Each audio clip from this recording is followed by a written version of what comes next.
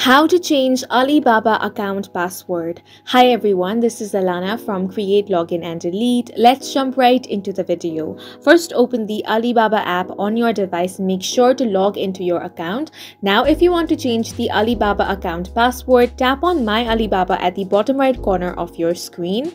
From here, you want to tap on the gear icon and that should open up your settings. Now from here, tap on Change Password. The system may guide you to verify your account first before you can proceed. You can choose either email verification if your email is still in use or contact customer service for assistance.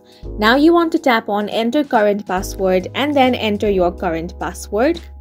After that, you want to enter your new password. Make sure that the password consists of a combination of 6 to 20 letters, numbers and symbols except spaces. Once you have entered the new password, tap on the Next button, and once you have submitted your new password,